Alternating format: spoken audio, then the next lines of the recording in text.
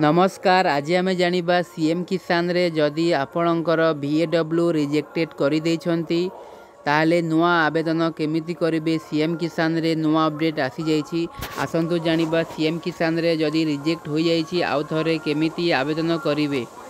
सेति पय आमे cmkisan.odisha.gov.in पोर्टल आसंतु। आसिया परे स्थिति जांच करंतु, आको क्लिक करंतु। क्लिक कला परे आवेदन समय रे आपनकु आधार नंबर बा टोकन नंबर मिलिथिबो। तले टोकन नंबर मु इंटर करूची, आपनकर जा भी थिबो ताकू इंटर करंतु। मु इंटर करूची टोकन नंबर। देखंतु एटी लिखा अछि एप्लीकेशन फॉर्म कंप्लीट अछि। VAW देखंतु वेरिफिकेशन अछि रिजेक्टेड। एटी VAW रिजेक्ट करि दैछंती कोन पय देखंतु। देखंतु आवेदन हेतिला 25 मार्च 2025 रे। VAW देखिथिले 25 मार्च 2025 रे। सेम डेट रे देखिछंती फेर भी रिजेक्ट हो जाइछि। देखंतु एठी अछि रीजन कोन अछि। Applicant has not submitted the correct information document.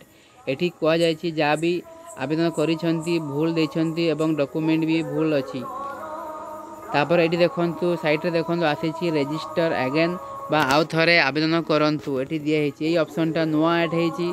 जदि आपणकर भी रिजेक्ट हो जाइथिला एबे जाईकी देखंतु एठी ऑप्शन नुआ ऑप्शन आसी जाइछि रजिस्टर अगेन। आको क्लिक करंतु। क्लिक कला परे देखंतु कृषक पंजीकरण। एठी आउ थरे पंजीकरण करि परिवे। जो आधार नंबर देथिले से आधार नंबर दियंतु।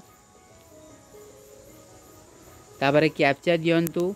तापरे ओटीपी रे क्लिक करंतु। थरे कृषक ओडिसा रे जाईकी आउ थरे प्रोफाइल चेक करि दियंतु कोन भूलभाल रहि जाइछि। जदि ठीक अछि ताले आउ थरे करंतु। जदि सेठी भूल हे जाइछि ताले सेठी ठीक करि के एठी आसंतु।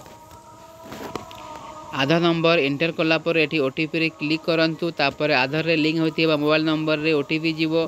तापरे आउ थरे पंजीकरण करि परिबे। एटा थिला नुआ अपडेट सीएम किसान रो। जदि आपणकर भी रिजेक्ट हो जाइछि ताले एई परी के आसी की आवेदन करि परिबे।